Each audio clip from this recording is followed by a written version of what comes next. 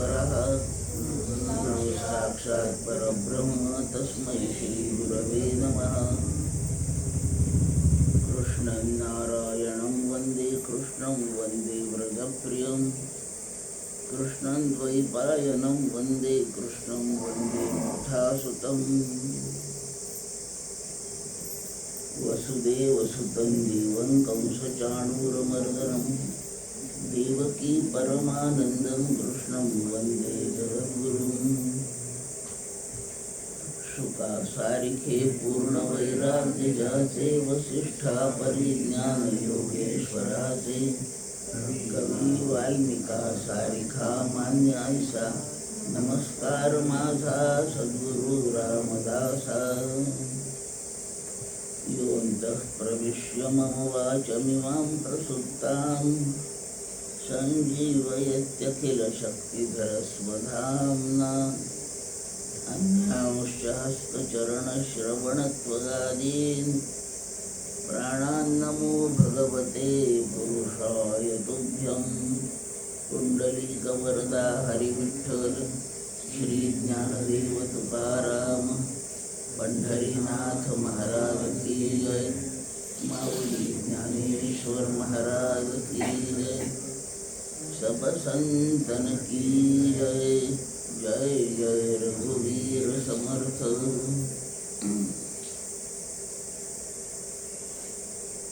ग्रंथाचे पहिले 2 श्लोक आपण म्हणू। ओम विष्णुर्विष्णुर्वषट्कृष्णं विष्णुर्वषट्कारो भूतभव्यभवत्प्रभुः भूतकृद्भूतकृद्भावो भूतात्मा भूतभावनः भूतात्मा परमात्मा च मुक्तानां परमागतिः अव्ययः पुरुषः साक्षी क्षेत्रज्ञोऽक्षर एव च। पाण्डुरङ्ग हरि वासुदेव हरि पाण्डुरङ्ग हरि वासुदेव हरि पाण्डुरङ्ग हरि वासुदेव हरि। भगवान गोपाळ कृष्णाला नमस्कार। सकल स्थानीय देवतांना नमस्कार। सकल सत्पुरुषांना वंदन।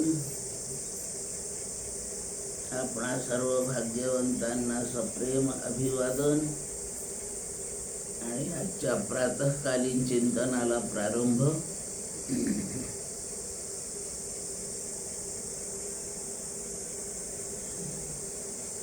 माहीत नसलेल्या कोणत्याही बाबीचा आपल्याला अंदाज द्यावा, अर्थ समजावा, यासाठी सत्संगाची फार आवश्यकता आहे। आपल्या मनाने कशाचे अर्थ लावण्याची चुका होतात। परंपरेने सत्पुरुष अर्थ सांगत येतात। प्रत्येक अर्थाच्या मागे काही परंपरा, काही कथानक असतात, काही अनुभव असतात आणि त्याच्यातून अर्थ जन्मतात। ते परंपरेने सुरू असतात। म्हणून सत्संगात बसावं म्हणजे अर्थ समजण्यात अडचणी राहत नाही, तर चुकाही होत नाही। एक समजण्यात अडचण असते आणि दुसरं चुकीचं कळत असतं। हे दोन्ही दोष नकोत। सत्संगात बसावं। आपणही सत्संग करून विष्णू सहस्रनामाच्या अर्थाचा विचार करू। कोणाचा सत्संग? ज्यांनी यावर भाष्य लिहिलंय त्या श्रीमद शंकराचार्यांचाच आश्रय, त्यांच्या सत्संगात बसू आणि त्यांनी केलेल्या अर्थांचा आपण विचार करणार आहोत। पहिला श्लोक मंगलाचरण ओम हे केलंय। ओम ब्रह्मवाचक शब्द आहे, एकाक्षरी शब्द ओम आहे, एकाच अक्षराचा शब्द आहे। ओम हा आद्य ध्वनी आहे, ब्रह्मरूप आहे। त्याचा अर्थ अविकारी, अज, अव्यय, सत, चित, आनंद अशा स्वरूपाचं ब्रह्म हा ओमचा अर्थ आहे। त्याचा तो उच्चारही ओम असाच आहे. किती दीर्घ म्हणावा, किती आखूड म्हणावा, हे ओमचा अभ्यास करणाऱ्या जवळून शिकून घ्यावा. आपल्या मनाने ओम म्हणू नये. ते साक्षात निर्गुण निराकार ब्रह्मवाचक शब्द आहे. त्याचा आपल्या चित्ताला अजून अधिकार नसतो. म्हणून त्याला थोडं सगुणत्व आणून आपण म्हणावं. म्हणून गृहस्थांनी सर्वसामान्य प्रजेने तो म्हणायचाच असेल ओम, तर हरिही ओम म्हणावं. त्याला सगुणाचं एक नाव जोडावं. भगवद्गीतेच्या प्रत्येक अध्यायाला शेवटी हे वाक्य आहे, त्याला पुष्पिका म्हणतात. इति श्रीमद भगवद्गीतासु असं ते वाक्य आहे.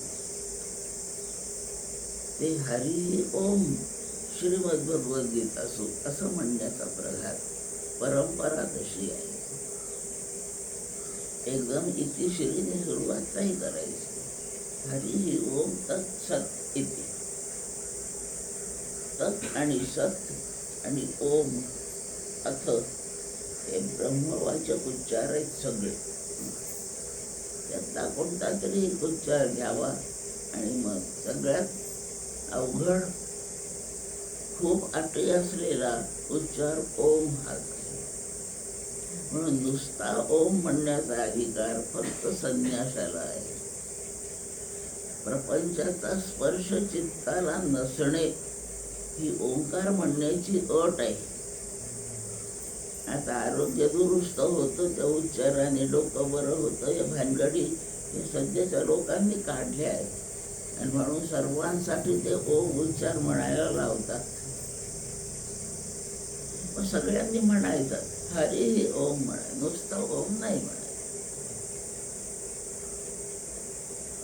त्याला प्रापंचिकाच्या चित्ताच्या जवळ आणावा लागतो. प्रापंचिक चित्ताला सगुण साकार एवढं समजतं.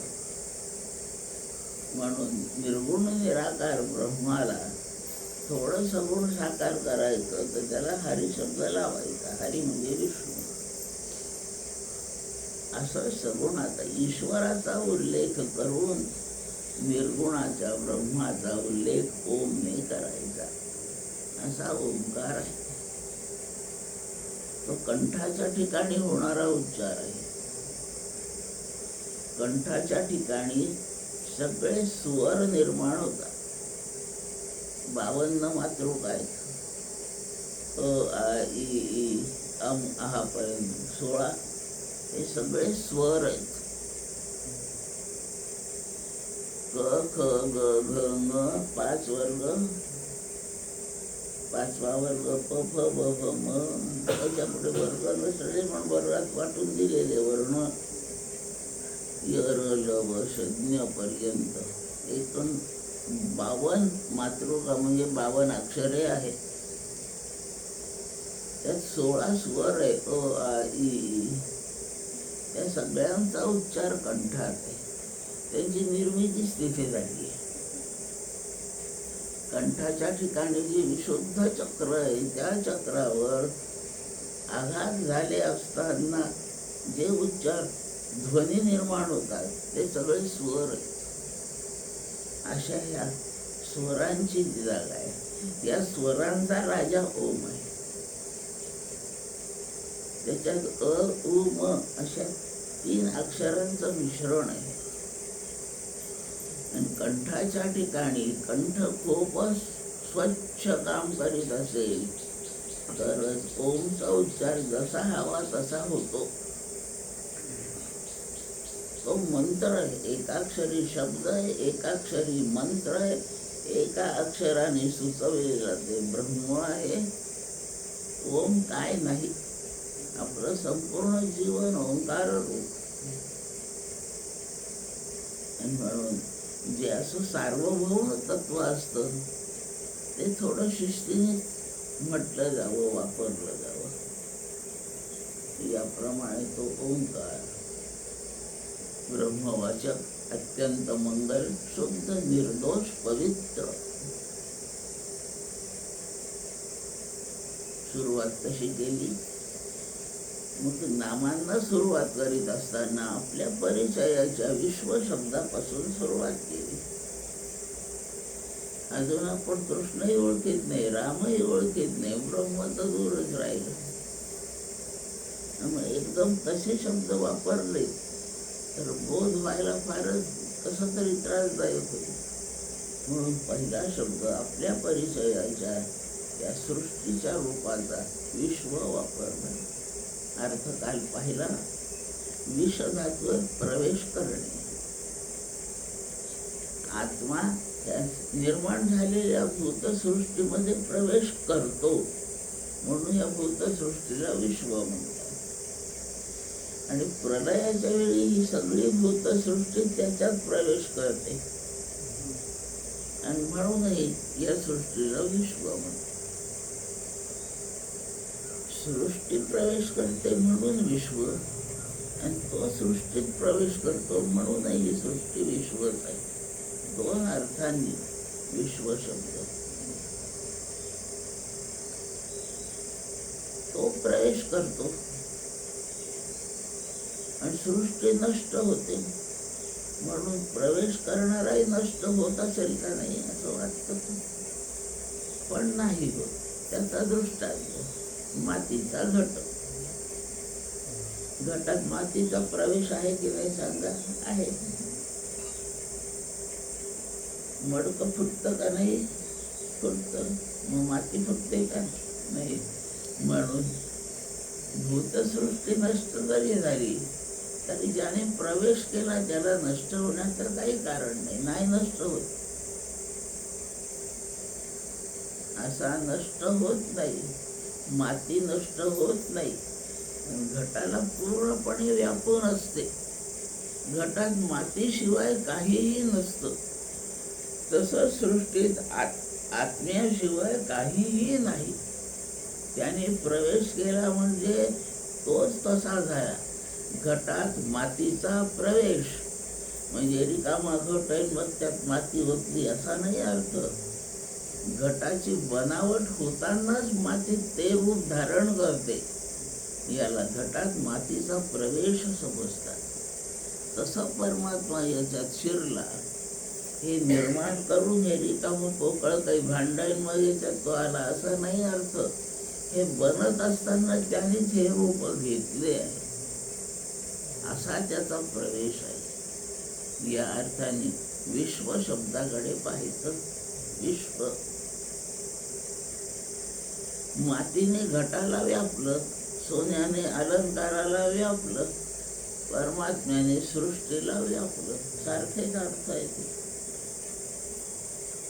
व्यापनोती इति वेवेष्टी इति विष्णु. ज्याच्या अंगी व्यापण्याचं लक्षण आहे, व्यापण्याचं सामर्थ्य आहे, व्यापण्याचा गुणधर्म आहे, त्याला विष्णू म्हणतात. व्यापनोती सगळ्यांना व्यापून काढतो. मग सगळ्यांना व्यापलं की संपतो का? पुन्हा दृष्टांत. 50 मडके केले, 100 500 मडके घडले, माती संपते का? इतके घट केले तरी माती ढिगामध्ये असतेच. तसं सगळ्या सृष्टीला व्यापूनही परमात्मा संपून नाही जात. जो सृष्टी रूप नाही झाला, जो मडके रूप नाही झाला, हा मातीचा भाग जसा शिल्लक, जसा सृष्टी रूपाने जो नाही झाला असा परमात्मा शिल्लकच असतो. म्हणून ज्याची व्यापणारी सत्ता ही अमोघ प्रकारची आहे. व्यापताना सगळं संपून जाणे असा तिथे धर्म नाहीये. अशा लक्षणाने व्यापणारा त्याला विष्णू नाव आहे. सगळा परमात्मा नाही असा स्थूल गोचर झालेला. पादोस्य विश्वाभूतानि त्रिपादस्यामृतं दिवी असं श्रुती म्हणते. परमात्म्याचे जर 4 अंश कल्पिले, कल्पना आहे, त्याचे तुकडे होत नसतात, कल्पना, तर 4 विभागांपैकी एकच विभाग असा स्थूल सृष्टी झालाय. आणि त्याचे 3 भाग, 3 विभाग, 3 पाद हे त्याच्या मूळ स्वरूपात आहे. दिवी त्याच्या मूळ स्वरूपातच आहे. सगळं व्यापून तो परमात्मा दशांगुले उरला तो शिल्लक आहे. सगळे अलंकार करून टाकले, काही सोनं शिल्लक नाही. याला सराफाचं चांगलं दुकान नाही म्हणत. तुम्ही जाऊन आले तर तुम्ही त्याला म्हटलं मग आम्हाला 500 ग्रॅमचे दागिने करून दे, दिले त्यांनी करून. नंतर मी गेले तर तो म्हणतो सोनं संपलं. म्हणजे का सराफी दुकान आहे का? किती गिराईकांचे कितीही ग्रॅमचे अलंकार करून दिले, काही अलंकार रूप न झालेलं सोनं त्याच्याजवळ शिल्लक पाहिजे खरा दुकानदार तो. याप्रमाणे सगळं व्यापून टाकल्यावर जो विष्णू संपून गेला त्याला विष्णू नाही म्हणायचं. सगळ्यांना व्यापतो आणि उडतो. स्वयंपाक करणाऱ्याने स्वयंपाक किती करावा?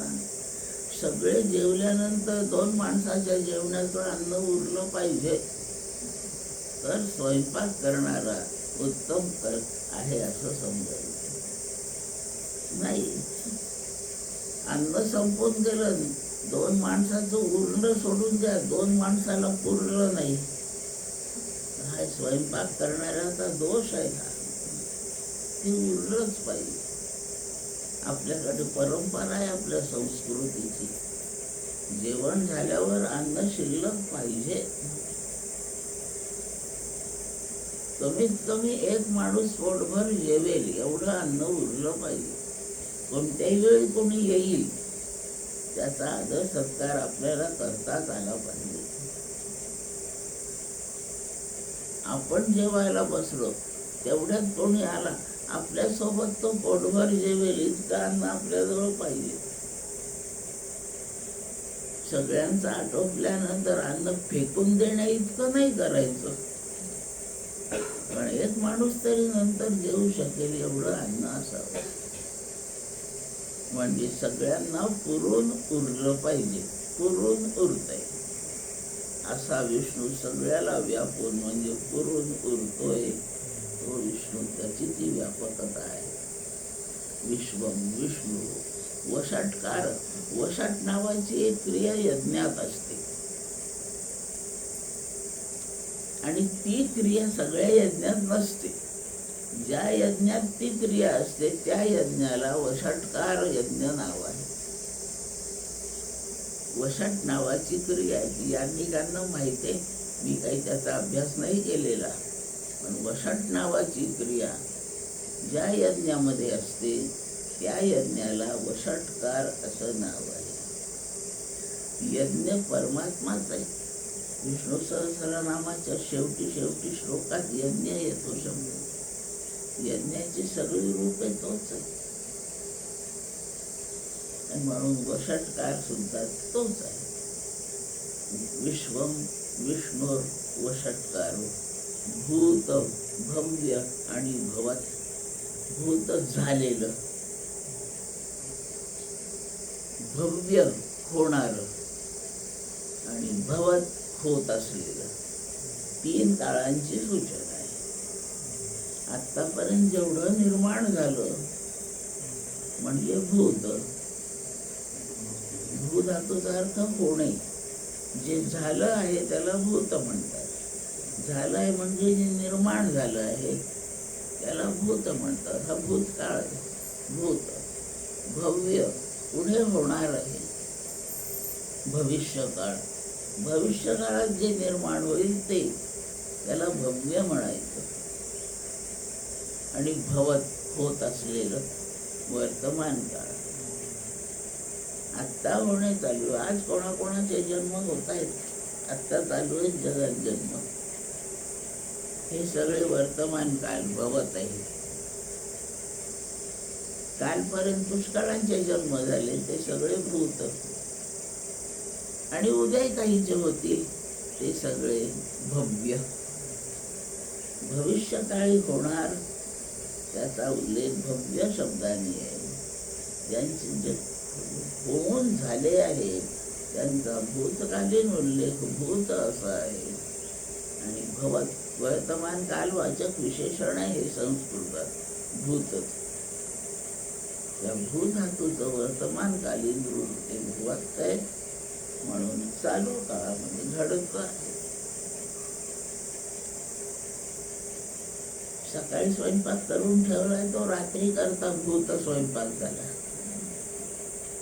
आता जो सुरू आहे चुलीवर भांडी आहेत ज्याचे ते भवत आहे चालू आहे आणि संध्याकाळी भात करू ते भव्य आहे. संध्याकाळी करण्याचा भात भव्य आहे. या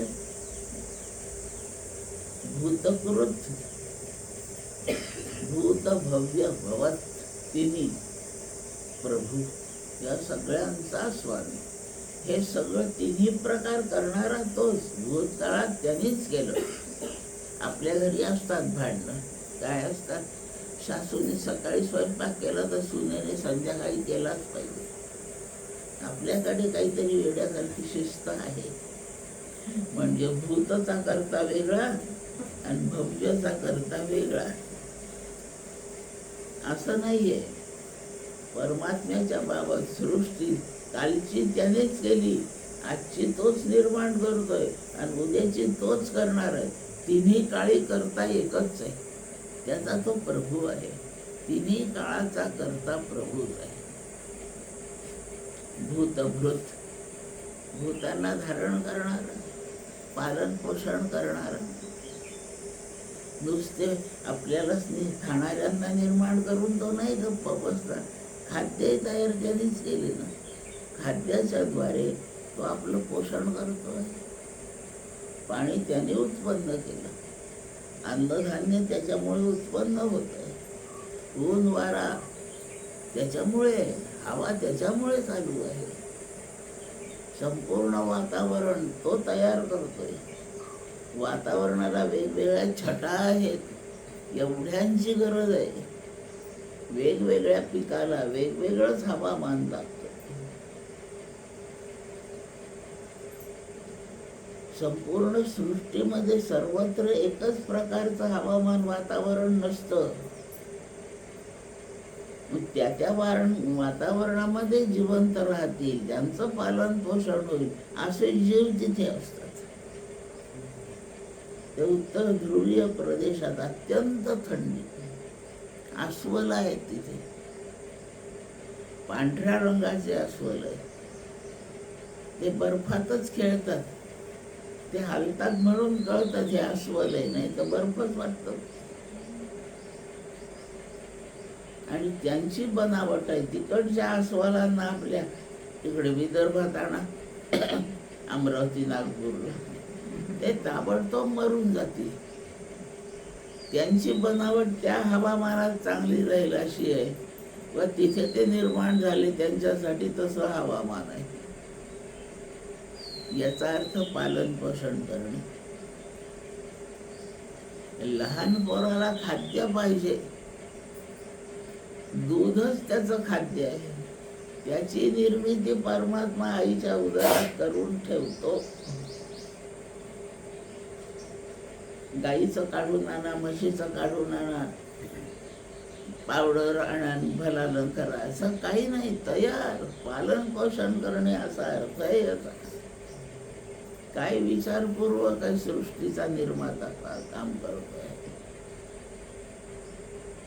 याप्रमाणे भूतभृत भूतकृतही आहे. उत्पन्नही करतो, सांभाळतो आणि उत्पन्न करीत राहायचं, सांभाळ करीत राहायचं. या भूतांची संख्या इतकी अफाट होते की त्यांचाच भार एकमेकावर पडून ते संपतात. असं होऊ नये. नंतर उत्पन्न झालेल्या किंवा उत्पन्न केलेल्या प्रत्येक पदार्थाला 6 विकार असतात. उत्पन्न होण्याच्या आधी असतो. आता एखादा घट तयार केला तो उत्पन्न होण्याच्या आधी असतो का? असतो ना, माती रूप असतो. उत्पन्न होण्याच्या पूर्वी असतो. त्याला अस्ति असा विकार म्हणतात. तो घट असतोच, त्याचं रूप आत्ता डोळ्याला दिसतंय असं नसतं, एवढंच फक्त, पण घट असतो. मातीच्या ढिगाकडे पाहिलं ना, कुंभाराच्या डोक्यात माठाचे आकार येतात. रांजणाचा आकार त्याच्या डोक्यात येतो, माठाचा डोक्यात येतो. म्हणजे कुंभार जी मडकी घडवणार आहे ती त्याच्या डोक्यात आधीच आहेत. ते अस्ति आहे. कुठे आहे? तो त्याच्या डोक्यात आहे. मग एवढा करायचा तर मातीचा गोळा केवढा घ्यायचा, तेवढाच तो त्या चाकावर ठेवतो, घट बनवतो. म्हणजे अस्ति त्याच्या डोक्यात आहे. नंतर जायते उत्पन्न होतो, हा पुन्हा विकारच आहे. उत्पन्न होतो हा विकार आहे. जायते वाढतो, मोठा होतो. मडकं नाही मोठं होत, ते जेवढा प्रकार आहे. पण सगळे प्राणी जन्मतः अगदी बारीक बारीक असतात, आता मोठे मोठे होतात. आपणही 6 फुटी उंच असू, जन्मलो तेव्हा 1 फुटीच होतो आणि 6 फुटी झालो. तेव्हा वजन 1-2 किलो होतं, आता वजन 85 किलो झालं. वर्धते हा विकार आहे. बदल होत चालतात, विपरिणामते. मी ऑलिम्पिकच्या रनिंग रेसमध्ये भाग घेत होते. आता इथून एवढं चालायला 2 माणसांनी मला धरावं लागतं. परिणाम पावले माझं शरीर. चांगल्या दिशेने परिणाम पावतो, वाईट दिशेने परिणाम पावतो. आजारी माणूस बरा होत चालतो, एखाद्या महिन्यात पहिल्यासारखा होतो. आजारीपणाच जसा आहे त्यापेक्षा परिणाम बदलत जातात आणि तो चांगलाही होतो. वय वाढत चाललं की चांगले माणसं खंगत चालतात, वाईटही परिणाम होतो. विपरिणामते बदल होत चालतात. बदल होत चालता चालता अपक्षीयते क्षीण होत चालतात. रोज 10 किलोमीटर फिरायला जाणारे, जाऊन येणारे माणसं आता अंगणातही फिरत नाही. शक्ती क्षीण झाली, अपक्षीयते. मला डोळ्यांनी काय दिसत होतं इथून 1 किलोमीटरवरच मला दिसत होतं. आता माई काही नीट दिसत नाही. डोळ्याची शक्ती क्षीण झाली. कुठे कोपऱ्यात कोणी बोलला तर कळत होतं, आता जवळ माझ्या कोणी बोललं तर मग करावं लागतं. काय अपक्षीय क्षीण होतात. इंद्रियांच्या, अवयवांच्या, पूर्ण शरीराच्या उत्पन्न झालेल्या प्रत्येक वस्तूच्या शक्ती क्षीण होतात. अन्न तयार केल्याबरोबर जसं चवदार असतं असं संध्याकाळी चवदार नाही राहत. ते विषारी जरी होत नसलं तर त्याची जी चव असते आपल्याला आनंद देणारी, ती चव बिघडलेली असते, अपक्षीयते. शेवटचा विकार नश्यती आणि संपूर्ण जाणे. या सगळ्यांना विकार, ज्यात बदल होतात, जे बदल होतात त्यांना विकार म्हणतात. अस्ति असणेपणा, नास्तीमध्ये नसण्यात जमा होतो, म्हणून असणेपणा विकार आहे. जायते जन्मला न तो मरण्याकडे जातो, मरतो, म्हणून जन्मणे हा विकार आहे. वर्धते वाढता वाढता वाढ खुंटून जाते, कमी पण होते. 5.5 फुटी माणूस जसा जसा 60च्या वर जातो तशी त्याची उंची कमी होते थोडी. वर्धते म्हणजे वाढणे हा विकार आहे, कारण वाढही घटून जाते, घटणे पण चालू होते. विपरिणामते दोन्ही प्रकारचे परिणाम होतात, चांगले आणि वाईट, म्हणून विकार आहे. अपक्षीयते क्षीण होत चालते. काय कशा आहेत आजी? आहेत आपल्या घरातल्या घरात. हिंडतात फिरतात का नाही, आता अंथरुणावरच असतात. अपक्षीयतेचे प्रकार. कशा आहेत आजी? तेव्हा अंथरुणावर तरी बऱ्या होता, आता नाही, त्यांना कोस नाही बदलता येत, वळवून घ्यावं लागतं, उठवून बसवावं लागतं. क्षीण होण्यामध्ये इतक्या स्टेजेस येतात. विकार, बदल होणे म्हणजे विकार. नश्यती हा विकार आहे. त्याच्यात काय फरक पडणार आहे? जातस्य हि ध्रुव मृत्यू, जो मेला तो पुनर्जन्माला जातो. म्हणून नश्यती कायम नाही आहे, म्हणून तो विकार आहे, त्यातही बदल आहे. असे 6 विकार उत्पन्न झालेल्या प्रत्येक पदार्थात आहे. कोणताही प्राणी, त्याचं शरीर, कोणताही वनस्पती, झाड, चंद्र, तेच. जडातही तसंच आहे. खडकांची झीज होते, हळूहळू खडक झिजतात, त्याची वाळू, रेती तयार होते, रेती झिजते, कालांतराने रेती, वाळू, त्या कणांची माती होते.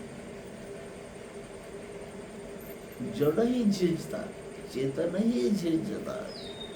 हे सगळे विकार उत्पन्न झालेल्याला आहे.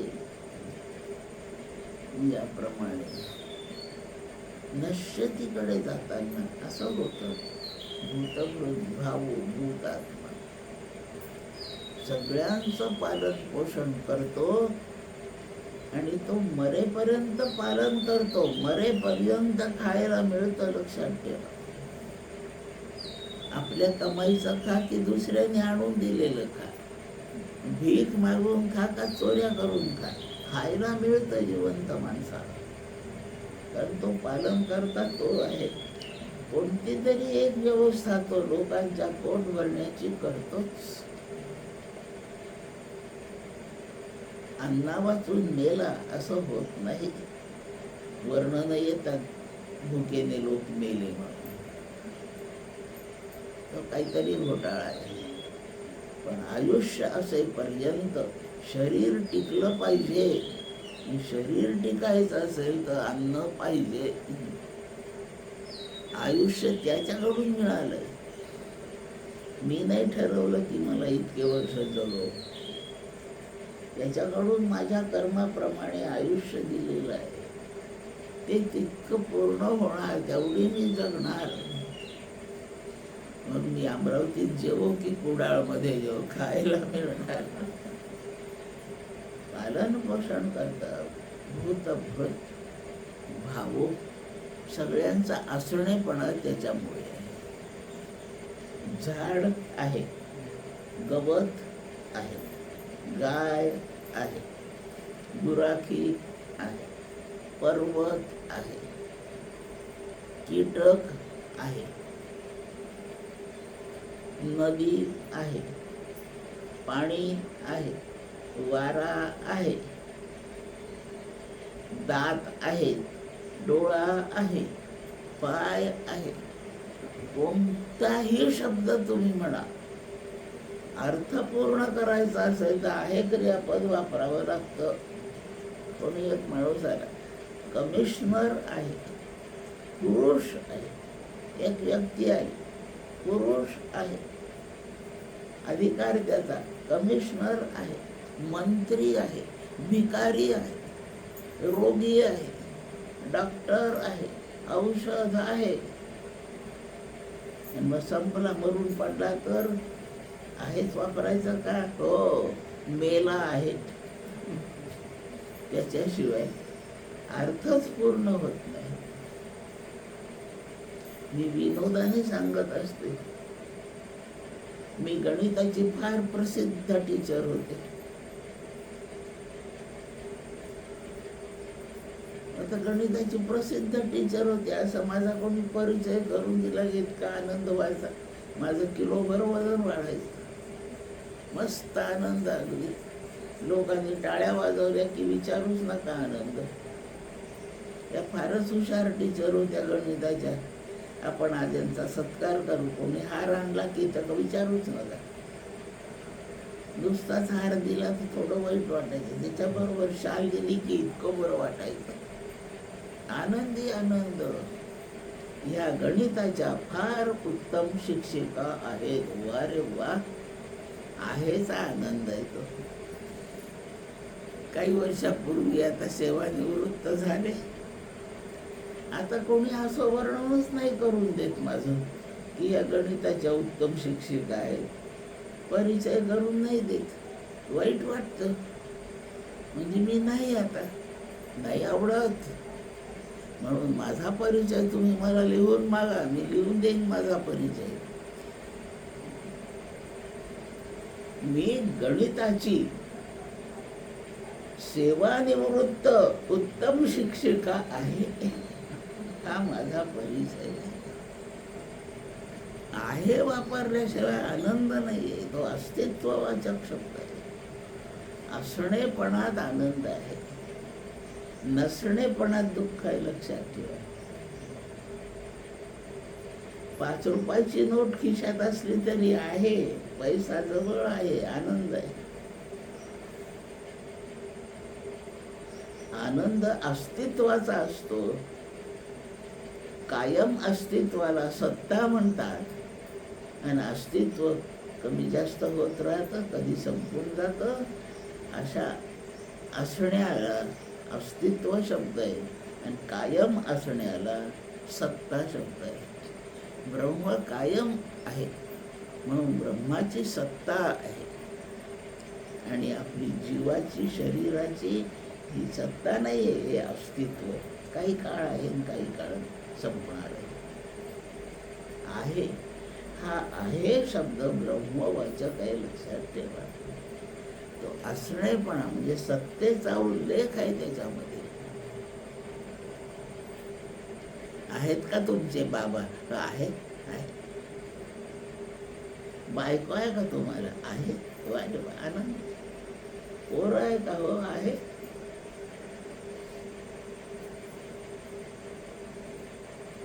पुत्र नसला तर पुत्र नाही म्हणावं लागतं, वाईट वाटतं. पण काहीच नसण्यामध्ये पोरगी चालते, अपत्य आहे. आनंद आहेच आहे, लक्षातच ठेवा. आणि आनंद अस्तित्वाचा आहे. याचं कारण अस्तित्व शब्द ब्रह्माची सत्ता सुचवणारा शब्द आहे. ब्रह्म आनंदाचं आहे. आणि म्हणून लौकिकामधल्या प्रत्येक वाक्याचा अर्थ पूर्ण करायचा असेल तर क्रियापद आहे असं.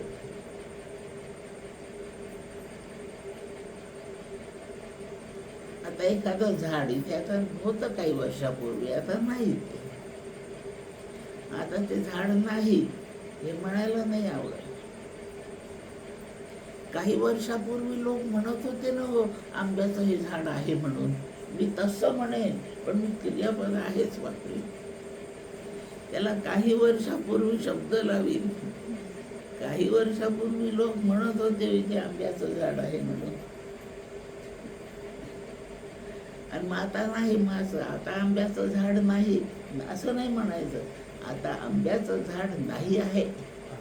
नाही हा नकारवाचक शब्द आहे. नाही हे क्रियापद नाही, लक्षात ठेवा. तो नकारवाचक शब्द आहे. म्हणून झाड आता नाही आहे. कोणी मरून पडला तर तो मेला आहे. छान लक्षात ठेवा. आहेपणात आनंद आहे. आणि आहे हा शब्द अस्तित्व, सत्ता सुचवतो. कायम असणेपणा ब्रह्माचा धर्म आहे. आणि म्हणून आहे हे क्रियापद ब्रह्मवाचक शब्द आहे. आनंददायी. याप्रमाणे भाव शब्द आहे.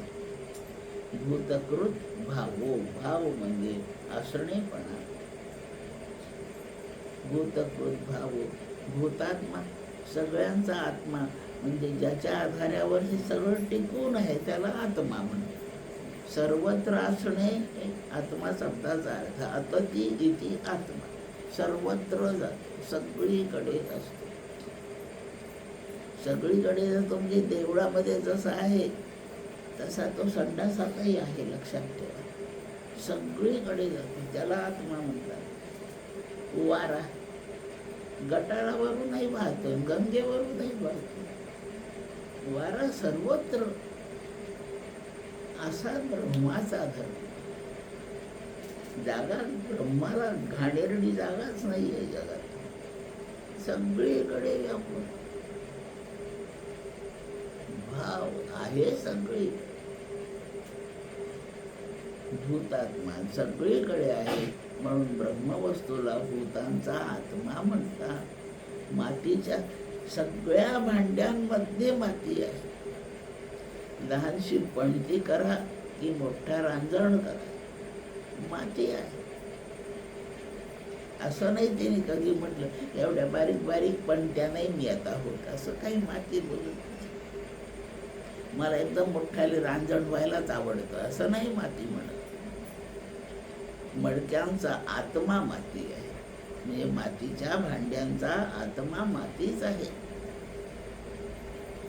परमात्मा त्याला म्हणायचं. आत्मा हा शब्द, भूतात्मा शब्द शिकतोय आपण. आत्मा शब्दाचा अर्थ पुष्कळ आहे. शरीराला आत्मा म्हणतात, अंतःकरणाला आत्मा म्हणतात, जीवाला आत्मा म्हणतात आणि ब्रह्माला आत्मा म्हणतात. शरीराला आत्मा म्हटलं, पण शरीर तर नष्ट होणारा पदार्थ आहे, म्हणून हा नष्ट होणारा आत्मा झाला.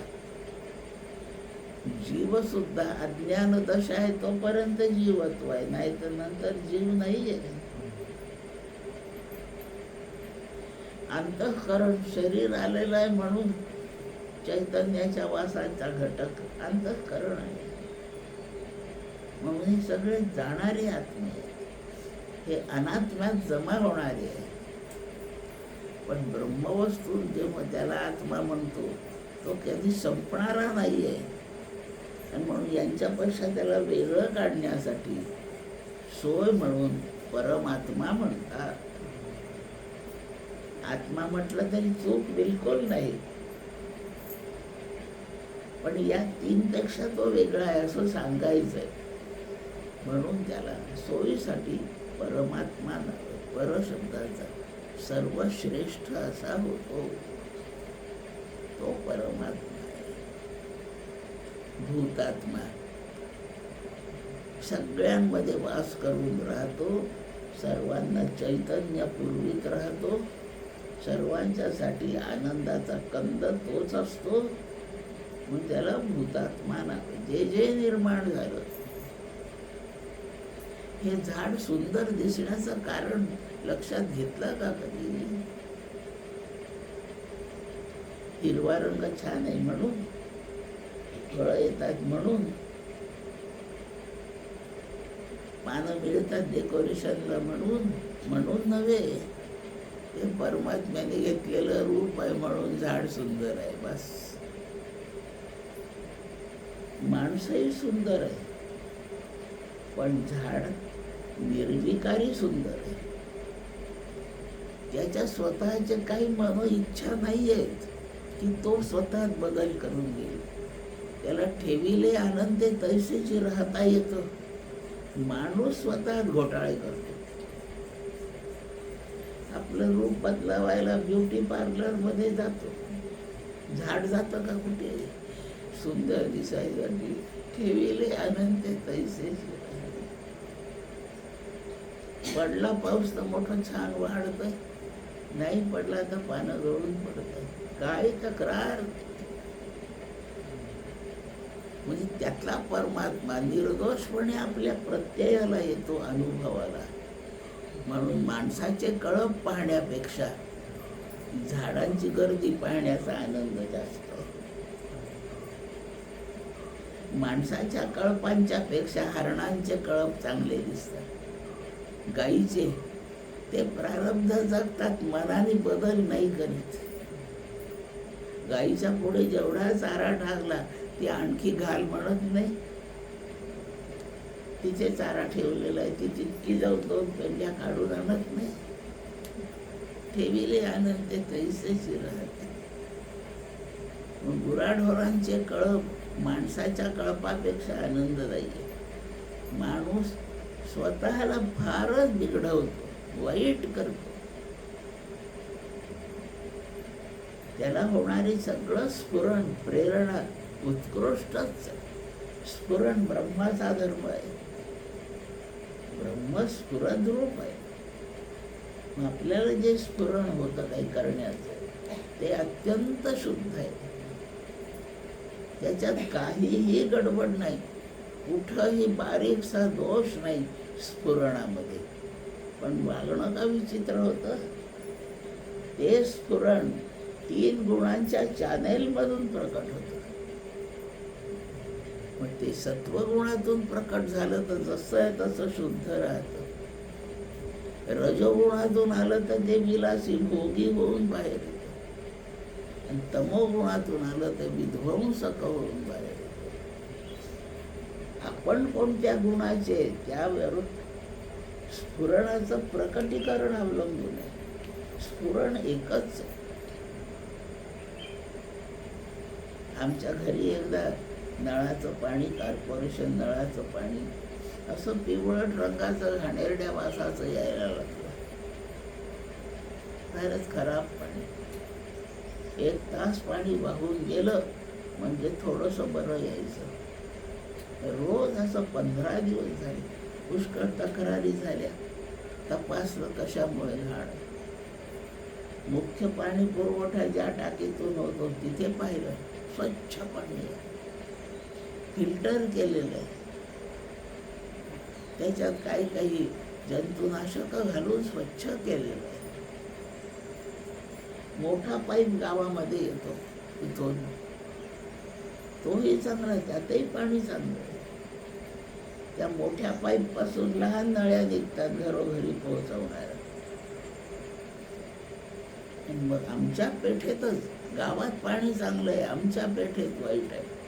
पेठेमध्ये मोठ्या पाईपच्या ज्या लहान नळ्या निघालेल्या आहेत त्या तपासल्या, बहुतेक या पाणी वाहणाऱ्या नळ्या जमिनीच्या खालून असतात, गटारातूनच असतात.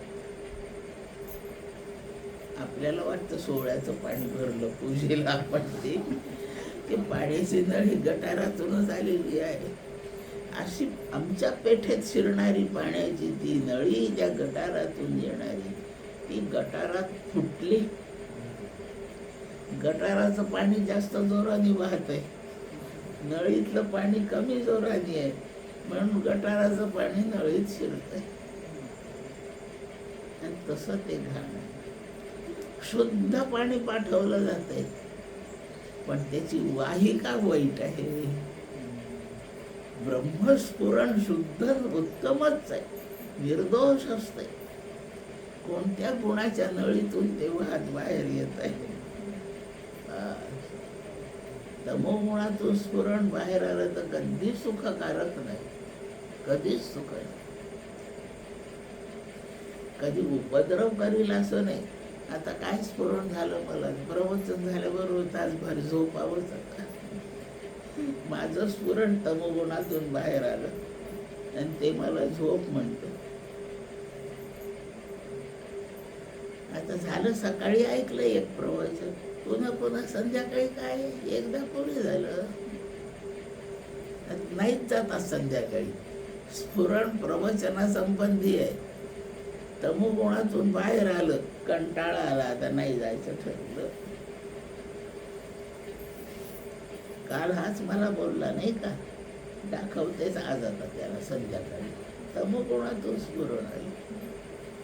विध्वंसक, आळस, कंटाळा, अधर्म कृत्य करणे. 11 वाजले का हो, जेवायची वेळ झाली. आता माझं स्नानही राहिलं आधी, घेते आज स्नानाच्या आधी जेवून घेते, मग संध्याकाळी स्नानाचं. अधर्म वर्तन करावंच वाटतं. तमोगुणातून आलं, रजो भोगावंच वाटतं.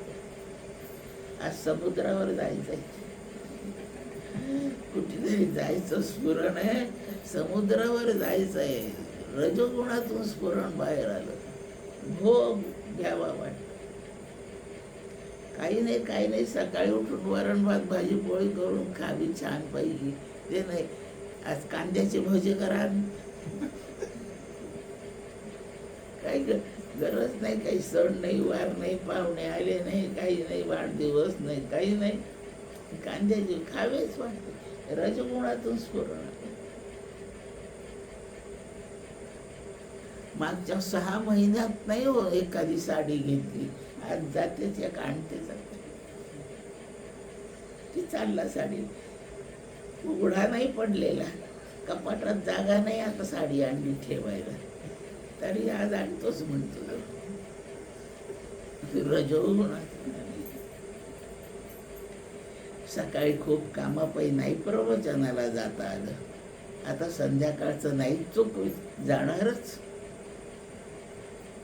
सकाळी पण मला वाईट वाटत होतं, नाही जमत आहे प्रवचन ऐकणं, पण मी त्यांना सांगितलं रेकॉर्ड करून ठेवा, ते ऐकले नाही. तुम्ही म्हटले किती श्लोक झाले हो आज, काय काय सांगितलं, तुमच्याजवळून विचारले, सेकंड हँड श्रवण. पण त्याला तेच वाटत, पुस्तकच वाचून काढेल, ध्यान करीत बसेल, छानशी पूजा मांडेल. खूप दिवसात काही दानधर्म केला नाही, एखाद्या मंदिरात जाऊन काहीतरी देणगी देऊन यावं. आपणच रोज खातो करून, कोणाला जेवायला नाही बोलावलं. आज आपल्या पोराचे मित्र बोलव, त्याचा वाढदिवस साजरा करून ते 50 पोरं बोलवू, प्रत्येकाला काही गिफ्ट देऊ. हे सत्वगुणातून प्रकट होणारं स्फुरण. अंबादेवीत यात्रा भरते अमरावतीला, यात्रेत लोक जातात दर्शना करतात. चालले होते मी दर्शना देवळाकडे चालले होते, वाटेत परत येणारे लोक भेटले, ओळखीचे. काही यात्रेत आले होते हो, काय घेतलं, मी प्रश्न विचारला. त्या 2 बायका होत्या, 4-5 पुरुष होते. एक बाई म्हणे मी कढई घेतली, दुसरी बाई म्हणाल कुंचेच संपून गेले होते घरातले, झाडायलाच दिलं नव्हतं, मी 2 कुंचेच विकत घेतले. एक पुरुष म्हणतो हे पोरग मागे लागलं म्हणून फुगे घेतले. आणखी काय म्हणतो, बायकोने सांगितलं होतं काय शेव करायचा, साचा नाही घरी, घेऊन या एक साचा घेऊन चाल. माझा प्रश्न आहे काय घेतलं, त्याचे हे उत्तर आहेत. एका नाही म्हटलं देवीचं दर्शन घेतलं म्हणून, कोणाच्या तोंडून नाही निघालं की देवीचं दर्शन घेतलं. सत्वगुणच नाही असं होतं. काय घ्यायचंय, घरात तर सगळं आहे, काय पुन्हा पुन्हा तेच ते. दर्शन घेतलं तर सरळ घरी चालली असं म्हणणारा क्वचित. त्या बाकी प्रपंच सजवण्याच्या गोष्टी घेणारे खूप. माझा मुद्दा चाललाय, स्फुरण नेहमी शुद्ध आहे. कोणत्या चॅनेल मधून प्रकट होत आहे, त्या चॅनेलचे रंगरूप त्याला चिकटतात. याप्रमाणे स्फुरण हे दूषित असतं. सामान्य माणसं सत्वगुणात कमी वेळ असतात, फार थोड्या वेळेला सत्वगुणात असतात, बाकीच्या वेळी रजोगुणात जास्तीत जास्त रजोगुणात असतात, त्याच्या खालोखाल तमोगुणात. आणि आहे तसंच आहे. हे बोट जीव अर्थाचं लक्षात ठेवा. तर्जनी पहिलं बोट हे जीववाचक आहे. त्याच्या ओळीत 3 बोट आहे, 4 बोट एका ओळीत आहे, 5वा अंका वेगळ्या ओळीत आहे. एकाच ओळीतले 4 बोट आहेत. त्यातलं पहिलं तर्जनी नावाचं बोट हे जीववाचक आहे आणि त्याच्या बाजूला 3 गुणवाचक 3 बोट आहेत. त्यातलं सर्वात लांब, त्याला मधलं बोट म्हणतात, मध्यमा, हे तमोगुणाचं आहे. त्याच्या बाजूचं थोडं लहान असलेलं हे रजोगुणाचं आहे आणि करांगुली सत्वगुणाची आहे. सगळ्यात लहान सत्वगुण आहे, सगळ्यात मोठा तमोगुण आहे. तमोगुण या जीवापासून सर्वात जवळ आहे. त्यापेक्षा रजोगुण थोडा जास्त दूर आहे आणि सत्वगुण जीवापासून बराच दूर आहे.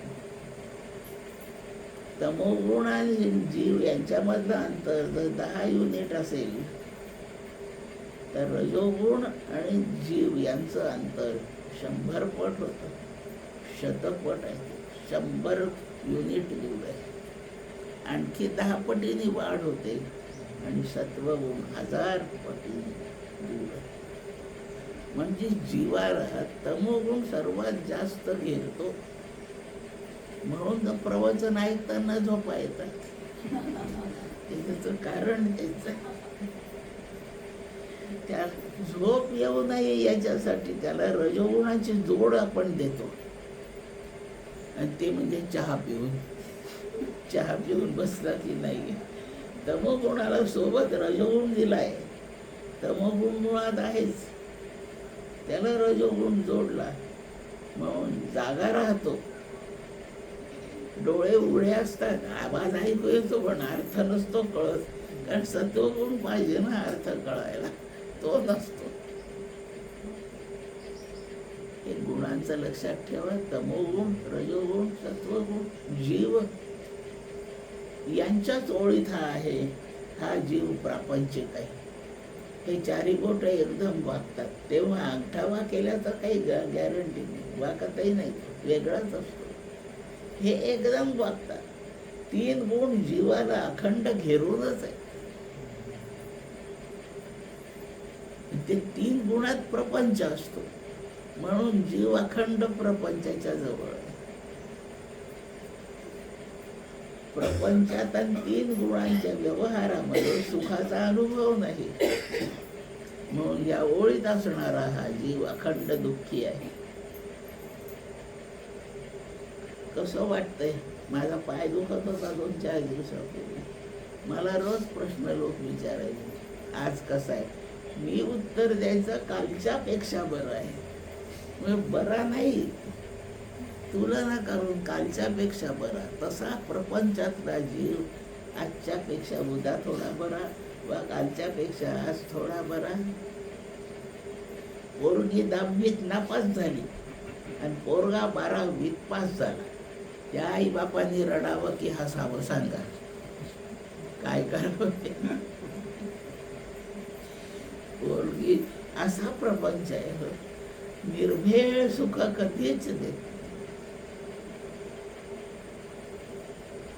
खूपच चांगला स्वयंपाक करणारा कोणी आचारी इतका छान स्वयंपाक केला, भाजी मस्त झाली आहे, थोडस मीठ जास्त झालं नाही का, तेवढी खोट राहिली, किंवा मीठ घालायचा विसरला. सर्वांग परिपूर्ण प्रपंच नाही, म्हणून जीवाला निर्भेळ सुखाचा अनुभव नाही. तुलनेने कालच्या पेक्षा आज बरं एवढाच यांच्या कचाट्यात आहे तो. म्हणून याला या 3 गुणापासून मोकळा करायचा ह्या जीवाला, म्हणजे गुणाचे परिणाम त्याच्यावर होणार नाही. म्हणजे तो प्रपंचाच्या बाहेर पडेल आणि प्रपंचाच्या बाहेर पडला की तो परमार्थात जाईल. परमार्थात गेला की सुखाचा अनुभव सुरू होईल. त्याला सुखाच्या अनुभवासाठी सुखाच्या शेजारी ठेवलं पाहिजे. गरमी झाली तर पंख्याच्याच खाली आलं पाहिजे ना, सोपा उपाय ना का तो. तिथे बसून गरमी होते, उठून आल्या कोणी इकडे का हो काय, पंख्याच्या खाली आले जरा गरमी होते. गरमी घालायची असेल तर जिथं थंडी तिथेच जावं लागतं. या गुणांच्या सोबत दुःखच आहे या जीवाला, म्हणून जीवाने सुखाच्या सोबत जायला पाहिजे. हा अंगठा ब्रह्मवाचक आहे, ब्रह्माचं प्रतीक अंगठा आहे. म्हणून 3 गुणातून जीवाला सोडवायचं आणि त्याला ब्रह्माशी आणून मिळवायचं. ही जी बोटांची रचना आहे याला ज्ञानमुद्रा असं नाव आहे. प्रपंचातून सुटायचं आणि परमार्थात प्रविष्ट व्हायचं. नाशिवंत जगातून बाहेर पडायचं आणि अविनाशी ब्रह्माशी ऐक्य जोडून द्यायचं. असं जर याच्यापासून सुटलाय पण अंगठ्याला टेकला नाही, ही प्रवचन मुद्रा आहे. ही लोकांना सांगायची. इकडे टेकला तर वक्त ब्रह्मरूप झाला तर बोलू नाही शकणार. प्रवचनात बोलता आलं पाहिजे. ब्रह्माच्या जवळ असला तर सुखाचा उल्लेख करता येईल आणि विभक्त राहिला तर बोलता येईल. म्हणून ही प्रवचन मुद्रा आहे, ही ज्ञानमुद्रा आहे. जीव ब्रह्माच्या ऐक्याची अत्यंत सुख स्थितीची ही आहे. गुणांपासून सुटका. 14व्या अध्यायात गुणातीत शिकवलाय. त्या गुणातीत झाला याच्यातून सुटायचं. तमोगुणाला रजोगुणाने मारायचं. दोन्हीला प्रामुख्याने रजोगुणाला सत्वगुणाने मारायचं आणि ब्रह्मचिंतन करून सत्वगुणाला सुद्धा मारायचं. सत्वगुणही नको. मला कशाची इच्छा नाही राहिली हो, कशाचा कंटाळा नाही, आळस नाही, मस्त आहे मी अगदी आनंदात. हा सत्वगुणाचा अनुभव आहे. पण अनुभव येतो ना असं वाटतं ना की मी आता कधी मोकळा आहे, मला काही त्रास नाही आहे, मी अगदी सुखी आहे. मी सुखी आहे हा अनुभव सत्वगुणाचा विकार आहे, लक्षात ठेवा. तेही वाटू नये. त्यांना 10दा सांगितलं तर प्रवचन कळत नाही. मला कसं एका वाक्यात कळून जातं सगळं. आपल्या ज्ञानाची जाणीव हा सत्वगुणाचा विकार आहे, तोही नको. मला खूप कळतं हेही वाटणं नको आणि मी अगदी सुखी आहे हेही वाटणं. असं न वाटण्याची जी अवस्था आहे ती सहज अवस्था आहे, हीच आनंदाची आहे. सत्वगुणाच्या साहाय्याने ही अवस्था मिळवायची आणि मिळाल्यावर ही अवस्था सोडून द्यायची. आता आनंदाची स्थिती येते. साह्याला सत्वगुण. त्या देवळापर्यंत कारनेच जावं लागतं, पण देवळात प्रवेश करताना कार सोडून द्यावी लागते. बस. ती किती उत्तम असो कार, ती बाहेर सोडा. छत्री किती उपयोगाची आहे. पावसात गेलाय, बोर्ड लावले असतात चपला छत्र्या इथं ठेवा, त्या बाहेर सोडाव्या. त्या शनी शिंगणापूरला मी गेले होते. मोबाईल इथं ठेवा, पैशाचं पाकिट इथे ठेवा, चपला इथं ठेवा. हे सगळं काढल्यावर त्या शनीचं दर्शन आहे. आपली कार बाहेर ठेवा, जोडे बाहेर ठेवा, सूटकेस बाहेर ठेवा. काही मौल्यवान असो बाहेर ठेवा. त्यांच्यापेक्षा देव अधिक मौल्यवान आहे. हे सोडून त्याच्याकडे तसं सोडायचं. सत्वगुण कार तितकं जायपर्यंत वापरायची. सत्वगुण ती लायकी येईपर्यंत वापरायचा आणि ते प्राप्त झाल्या सत्वगुणामुळे मी इतका आलो, सोडून द्या. प्रवेशच नाही कोणी. सत्वगुण तितका घेऊन जातो, स्वतः सत्वगुण निवृत्त होतो. मला कोणतरी धरून देतो देवळामध्ये आतमध्ये. पुढे फार गर्दी, मला धरून कोणाला चालणं जमून नाही राहिलं. तो मला म्हणतो ताई तुम्हाला आता इथे सोडतो, इतकं तुम्ही चाल का? आणि मग मी हो म्हणते. तो मला तितकं सोडून निघून जातो. देवाच्या पुढे येईपर्यंत त्याला नाही जमत. असा सत्वगुण आहे.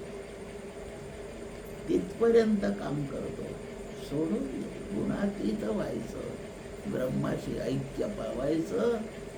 हे ज्ञानाचा प्रभाव आहे. ज्ञानमुद्रा. चेहरा आणि हात, कमरेपासून वरच्या अंगाची जी ठेवण आहे त्याला मुद्रा असं नाव आहे. कमरेपासून खालच्या अवयवांची जी मांडणी असते त्याला आसन म्हणतात. आणि कमरेपासून वरच्या अवयवांची जी ठेवण मांडणी करावी लागते त्याला मुद्रा म्हणतात. अशी मांडी घालायची, हात असे ठेवायचे, डोळे असे बंद करायचे, ही ध्यान मुद्रा आहे, ही प्रवचन मुद्रा आहे. या मुद्रा वरच्या अवयव, त्यातले त्यात बोट आणि चेहरा, डोळे. आणि आसन कमरेपासून खाली म्हणजे पायाचीच ठेवण, ही महत्वाची आहे. याप्रमाणे लक्षात घ्यावं आणि गुणातीत व्हावं. भाव शब्द शिकलो पण असणेपणा त्याचा धर्म आहे आणि आनंद असणेपणाचाच आहे. काहीतरी आहे याचाच आनंद. मोठ्या हॉलमध्ये चाललो प्रवचनाला, कोणीच अजून आलं नाही, आपणच पहिलं पोहोचलो. हुरहुर वाटून जाते, कोणीच नाही म्हणून. एक कुत्र जरी त्या हॉलमधून फिरलं तरी कुत्र आहे म्हणतो, आहेच आनंद आहे. लक्षात ठेवा.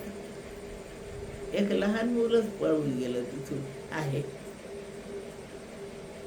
अगदी निर्जनपेक्षा आहे. त्या समृद्धीने प्रवास करावा रात्रीच्या वेळी. एकही वाहन नसतंय हो बाजूला चालत. त्या हुरहुर वाटतं, आपलंच एकटं वाहन चाललंय, कोणी नाही बाजूला. तेवढ्यात एक ट्रक आला, चला आला एक ट्रक. तेवढ्याचाच आनंद होतो. ट्रक आला. ट्रकच्या आपल्या कारला सोबत नाही, पण काहीतरी आहे. त्या आहेपणाचा आनंद लक्षातच ठेवून घ्या ना. कायम सोपं नाही. आनंदाचा विषय आहे हा आहे बस. आहेपणातच आनंद. सत्ता त्याचा परिणाम मग चेतन, त्याचा परिणाम आनंद आहे. असणेपणा फार महत्वाचा. परमात्म्याचं नावच ठेवलेलं आहे. ते नाव आहे भाव. भूतकृत भावो भूतात्मा. भूत भावना, भूतांची भावना करतो, सांभाळण्याचा विचार करतो. भूतात्मा अत्यंत पवित्र आत्मा. जीवात्मा आत्माच आहे, पण तेवढा पवित्र नाही. 3 गुणांची भेसळ आहे त्याच्यामध्ये. दुःखाचे अनुभव चालू असतात, विषयांच्या वासना थैमान करीत असतात. त्यांनी जीव कष्टी होत राहतो. म्हणून जीव निर्मळ शुद्ध असा आत्मा नाही. पण परमात्मा म्हणजे ईश्वर, ब्रह्मवस्तू, परमात्मा ज्याला म्हणतात तो पूत आत्मा. पूत म्हणजे पवित्र, पवित्र आत्मा. काहीच दोष नाही. भगवद्गीतेत ओळ येते, निर्दोषम हि समम ब्रह्म तस्मात ब्रह्मणी ते स्थितः. विचारवंत ब्रह्मात राहतात, म्हणजे ब्रह्मविचारात मग्न होतात. कारण ब्रह्म निर्दोष आहे. निर्दोष जागी आपण जाऊन बसलो, आपणही निर्मळ होतो, अत्यंत पवित्र. त्याच्यातच शब्द आहे, पवित्राणाम पवित्र यो मंगलानांच मंगलम. विष्णू सहस्रनामात नामं आहेत पुढे. पवित्र, दोषच नाही. 6 विकार नाही, भय नाही, क्रोध नाही, अहंकार नाही. काम क्रोध हे 6 रिपू शत्रू नाही. कशाची इच्छा नाही, इच्छेचे संस्कार, वासना नाही, काही अपूर्णतेची जाणीव नाही. पूर्णम अदाह, पूर्ण आहे, अखंड. आणि म्हणून शुद्धी बिघडायला काही नाही. आणखी वेदांताच्या भागाने एक मुद्दा ध्यानात घेऊ आपण. कपडा जर मळायचा असेल, मळत असेल, तर त्या कपड्यापेक्षा वेगळा एक पदार्थ हवा की नाही तिथे? हे धुळीत बसला म्हणून कपडा मळाला. धूळ नावाचा पदार्थ एक वेगळा हवा, कपड्याहून वेगळा. तेल सांडलेलं आहे, तेलाचा डाग पडेल, रंगाचा डाग पडेल. कपड्याला जर डाग पडायचा असेल, मळायचा असेल कपडा, तर कपड्याच्या जातीपेक्षा वेगळ्या जातीचा एक पदार्थ तिथे पाहिजे, तर मळणे शक्य आहे. आता तूप खूप शुद्ध, स्वच्छ, छान आहे आणि माझे कपडे फारच स्वच्छ आहेत. सांडलं तूप या कपड्यावर, मळाला की नाही कपडा? मळाला. तूपही तर चांगलं आहे, कपडाही चांगला आहे, मग तूप पडल्यामुळे कपडा मळाला कसा? कसा डाग पडला त्याला? म्हणून दुसरा पदार्थ पाहिजे, तो विजातीय पाहिजे, असं ध्यानात. कपड्याची जात जी आहे त्यापेक्षा तुपाची जात वेगळी आहे. दोन विजातीय पदार्थ जेव्हा एकत्र येतात तेव्हा ते एकमेकाला मळवतात. आता ब्रह्मवस्तू एकमेवाद्वितीय आहे, दुसरं सजातीय नाही, विजातीय काही नाहीच तिथे. म्हणून ब्रह्मवस्तू मळल कशाने? ध्यानात ठेवा, त्याला पूतात्मा, पवित्र आत्मा म्हणण्याचं कारण काय आहे? तो एकमेवाद्वितीय आहे म्हणून. त्याला मलिन करणार, त्याला धब्बे पाडणार नाहीच तिथे काही, दुसरा पदार्थच नाही, एकमेवाद्वितीय. म्हणून परमात्मा म्हणजे ब्रह्मवस्तू, पूत आत्मा, शुद्ध पूतात्मा. परमात्माचं वर्णन झालं.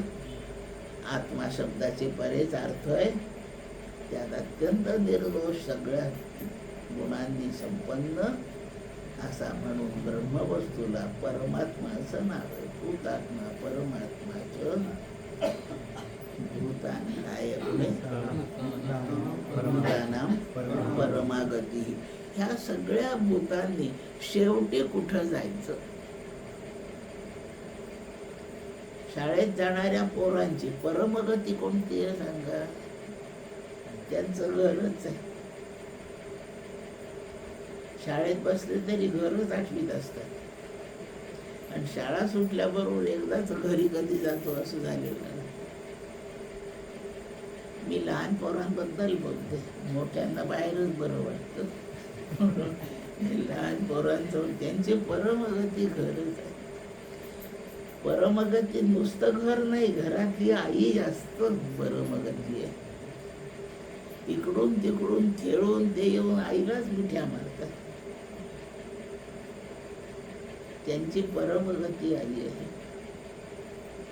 नदी वाहते, तिची परमगती समुद्रच आहे.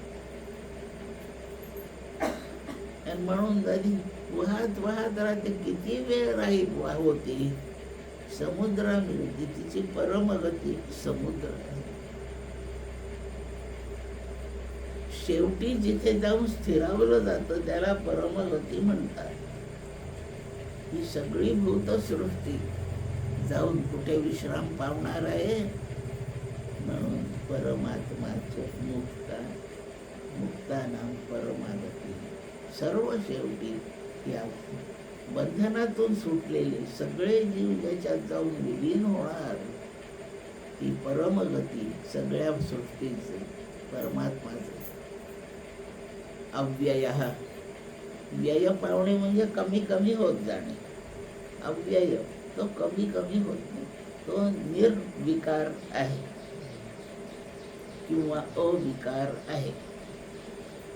विकारातच आपण अपक्षीयते विपरिणामती शब्द शिकलो. परिणाम पावत नाही, कमी कमी होत, क्षीण होत नाही. मग अव्ययच, काही कमी नाही. 2 क्विंटल ब्रह्म होतं सृष्टी व्हायच्या आधी, आता किती 1.5 क्विंटल राहिलं का? असं काही नाही, जेवढंच तेवढंच. एवढं जग तयार झालं त्याच्यामधून, त्याच्यात काहीच नाही का कमी झालं? सांगू थोडासा वेदांत. माझ्या खिशात 500 रुपये आहेत बाजारात गेले, किंवा अजून घरीच खिशात आहे, आणि मी हिशोब करते आहे, खिशात 500 रुपये आहेत. 100 रुपयाची साखर, 200 रुपयाचा चहा, 50 रुपयाचे पोहे,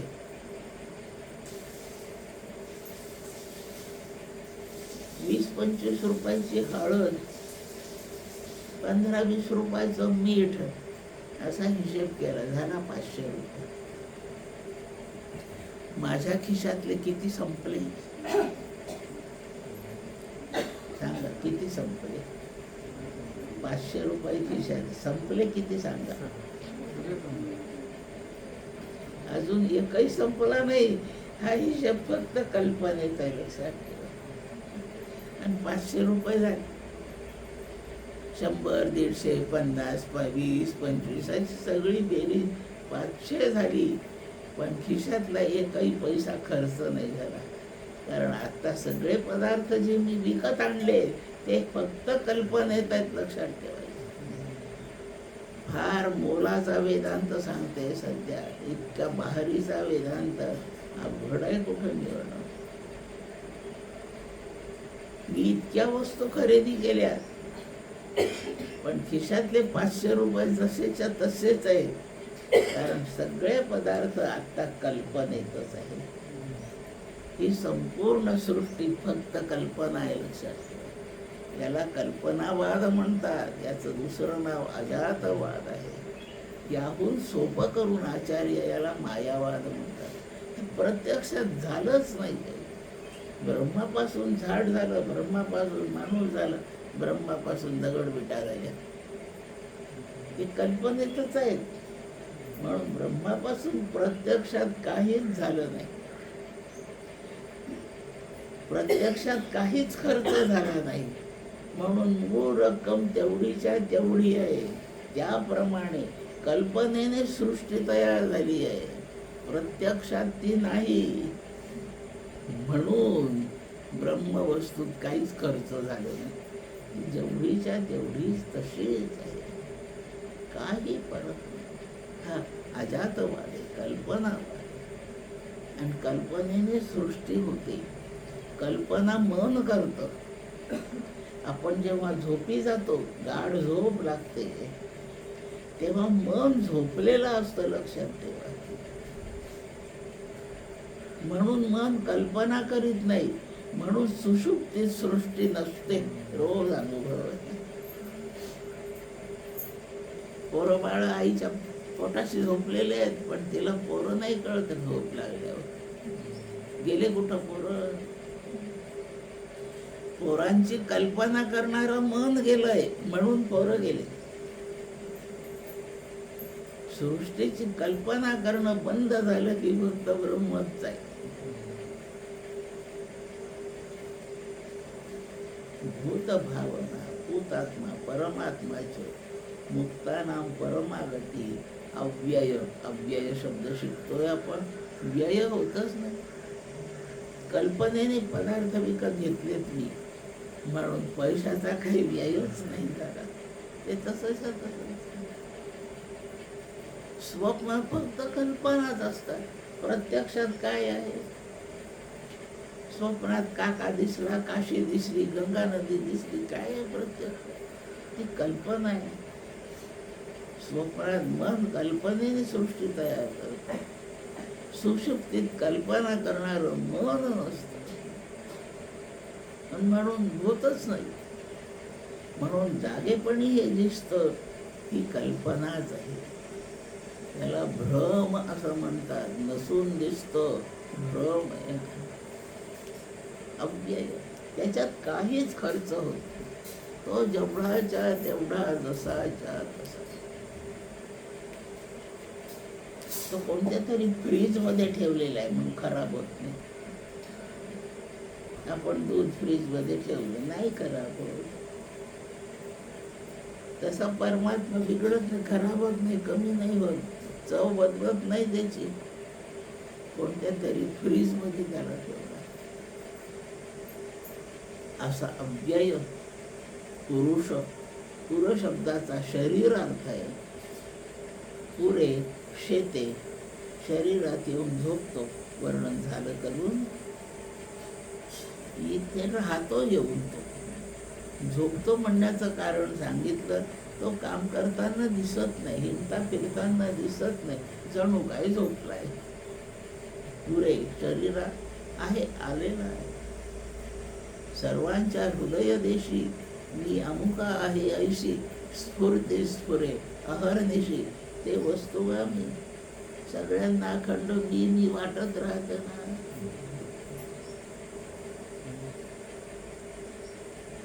कोणाला सांगायचं, हा आलो तो, मी आलो आलो आलो. साखरेचा डबा कुठे आहे? त्या कपाटात आहे. अरे नाही तिथे रे, मी ठेवलाय जिथं तिथं. मी काही छान पैकी वांगे आण म्हटून सांगितलं, भलतेच काहीतरी आणले. मी सांगितले तसे नाही आणले. शेवटी आता मीच जाऊन आणते. जिथं तिथं मी चालू, जिथं तिथं. मी मगापासून काम करते, आता मी थोडा वेळ आडवी होते. सकाळी लवकर उठले मी, सगळं मी. मला आता काही करायचं नाही, आता मी आराम करणार. स्फूर्ती स्फुरे अहर्निशी मी अमुका आहे ऐशी. काही वेळेला मी आई आहे असं स्फुरण सुरू असतं, काही वेळा मी बायको आहे असं स्फुरण असतं, काही वेळा मी शेजारी आहे असं स्फुरण असतं, काही वेळा शाळेत टीचर आहे असं स्फुरण असतं. पण ते मीच असते. मी काय आहे याचं स्फुरण अखंड आहे. ते जे मी स्फुरण आहे ते चुकीने मी वाटतं, देहाबद्दल वाटतं, पण ते स्फुरण ब्रह्मवाचकच आहे. ते वस्तुगामी असं परमात्मा सांगतो. अखंड आपण असल्याबद्दल म्हणजे आपण ब्रह्म आहे याची प्रत्येक क्षणी जाणीव आहे आपल्याला. पण आपल्या अज्ञानाचा परिणाम म्हणून हा ब्रह्माचा अनुभव आहे हे आपल्याला लक्षात येत नाही. पुरुष हा तो पुरुष शरीरात आहे, त्याचं देहातून होणारं स्फुरण हे मी असं आहे. त्याचं शुद्ध स्फुरण मी ब्रह्म असं आहे, आणि अशुद्ध स्फुरण मी देह आहे असं आहे. आणि अशुद्धतेत वावर असल्यामुळे आपल्याला आपण देह आहे असंच वाटत राहते. हा भ्रम घालवायसाठी संत संघात बसावं लागतं. म्हणजे मी देह आहे हा भ्रम जातो आणि मी ब्रह्म आहे असा. काही भ्रमच आहे. मी काही आहे वाटणेच नको. ब्रह्म आहे हाही शेवटी अहंकार होता. पण जाऊ दे, मी ब्रह्म आहे असं वाटलं पाहिजे आपल्याला. याप्रमाणे पुरुष हा साक्षी, सर्व गोष्टींच्या नोंदी मी घेतो. बस साक्षीच आहे. मी खोटं बोलले ना तरी मला कळतं मी हे याला खोटं सांगितलंय. आता आपल्या ह्या बोलण्याचा तो साक्षी, आपल्या ठिकाणी जो वास्तव्याला येऊन राहिलाय परमात्मा, तो साक्षी आहे. मी इतकं खरं सांगितलं पण त्याचा माझ्यावर विश्वासच नाही. त्या खरं बोलले आहे याचाही साक्षी तोच आहे. तुम्ही काही म्हणा, माझा आत्मा साक्षी आहे. मी कोण आहे? भूक लागल्याचा साक्षी तोच आहे. पोट भरल्याचा साक्षी तोच आहे. संताप आल्याचा साक्षी तोच आहे. कोणावर प्रेम उत्पन्न झालं त्याचा साक्षी तोच आहे. सगळ्या गोष्टीची जो नोंद घेतो आणि व्यवहारात लुडबुड करीत नाही त्याला साक्षी म्हणतात. तुम्ही दोन जण भांडत आहे, मी इथून पाहते, मी तुमच्या भांडणाचा साक्षी आहे. मी भांडण्यात सहभागी नाही झाले तोपर्यंत मी साक्षी आहे.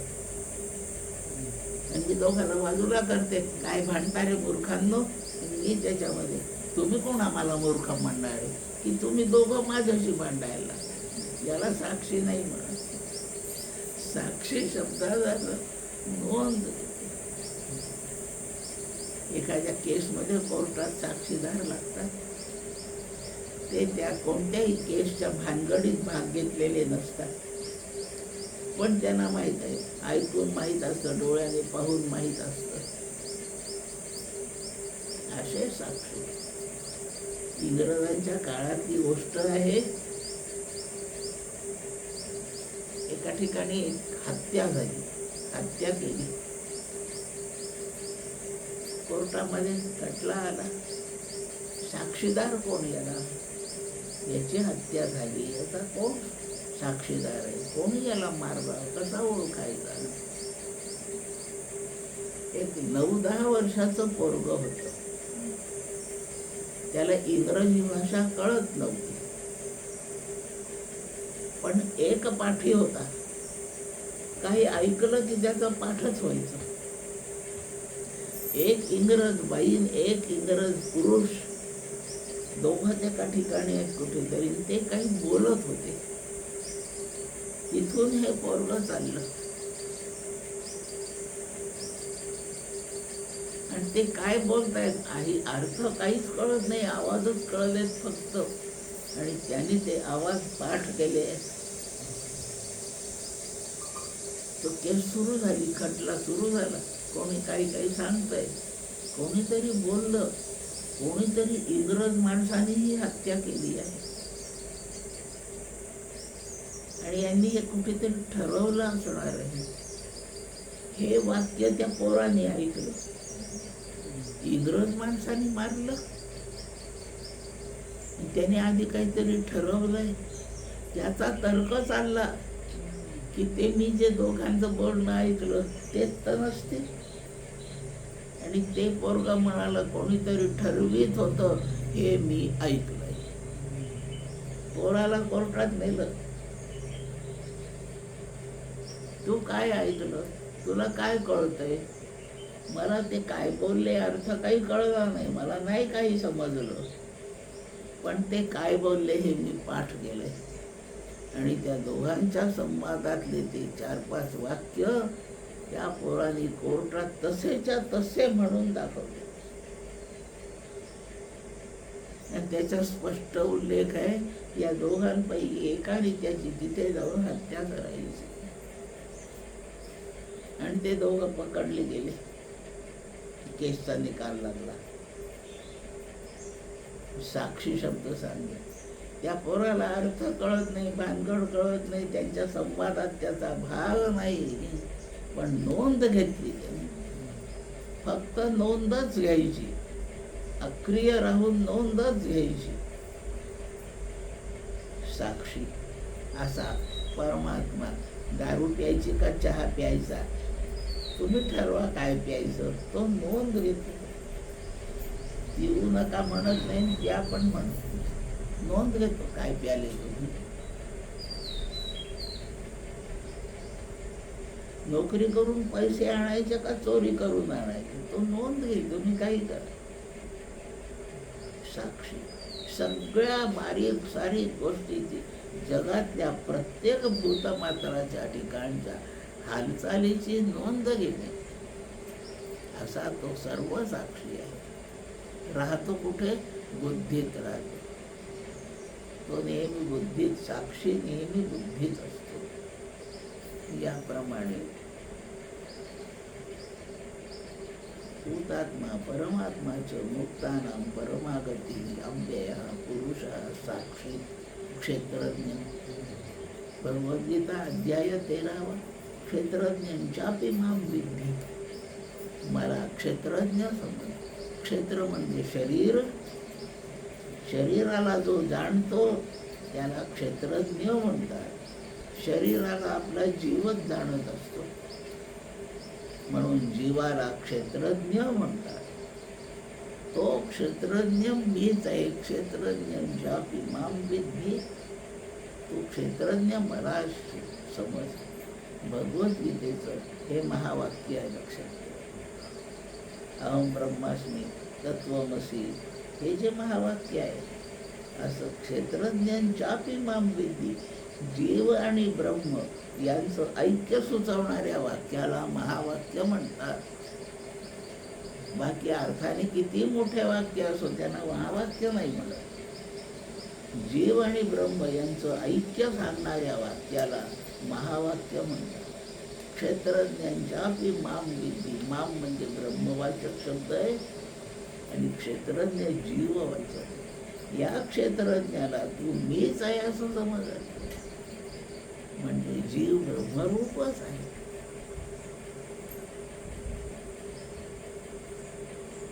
क्षेत्रज्ञ अक्षर एवच, क्षेत्रज्ञ अक्षर एवच, अक्षर क्षीण न होणार, झीज न होणार, त्याला अक्षर म्हणतात. झीज नाही, कमी नाही. भांडी कुंडी घासले की झिजतात, वजन कमी होतात. ते असं नाही, वजन कमी नाही, जेवढाच्या तेवढाच राहतो. क्षेत्रज्ञांच्या माम विद्धी, मी क्षेत्रज्ञ आहे म्हणजे त्याचं नाव क्षेत्रज्ञ ठेवलं. विष्णू सहस्रनामात विष्णूचं एक नाव अक्षर आहे, दुसरं क्षेत्रज्ञ आहे. याप्रमाणे अर्थ लावून घेताना खूप काही शिकायला मिळतं, म्हणून आचार्यांनी भाष्यच लिहून 2 श्लोक झाले, 21-22 नावं झाली. पहिल्या श्लोकात 11 नावं एवढी झाली. आज संध्याकाळी हनुमान आहे, पाहू. परमात्म्याचा भक्त आहे. भक्ताचं गुणवर्णन केलं म्हणजे देवाला जास्त आवडतं. आपल्याला जर रामाला प्रिय व्हायचं असेल तर राम राम नका म्हणू, हनुमानाची भक्ती करा.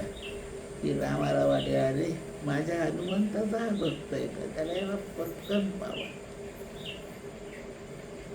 एखाद्या कोण्या पुरुषाला, एखाद्या कोण्या भगिनीला आपल्याला जर प्रसन्न करून घ्यायचं असेल तर त्यांच्या पोराचं कौतुक करा, त्यांचं काही करू नका.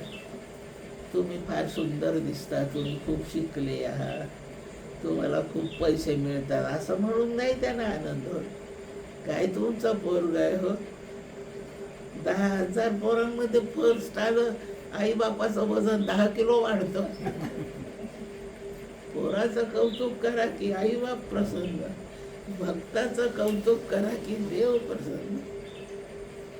म्हणून भगवान कृष्णाला प्रसन्न करायचं असेल तर अर्जुनाची स्तुती करा, रामाला प्रसन्न करायचं आहे तर हनुमानाची स्तुती करा. काय देवा हनुमंत, काय उल्लंघन केलं समुद्राचं त्याने, वारे वा. आता याच्यावर राम प्रसन्नच होईल, माझ्या पोराचं कौतुक झालं, वारे वा. म्हणून 2 दिवसांनी राम पावला असता तो आजच पाहून दे, इतका ताबडतोब परिणाम आहे. आज हनुमानाचं चरित्र गाऊ, म्हणजे ज्याचं सकाळी नाम म्हणतोय आपण तो लवकर प्रसन्न होईल. यांनी योजना छान केली. एक विष्णूचं वर्णन चालू ठेव आणि एक त्याच्या भक्ताचं चालू ठेव.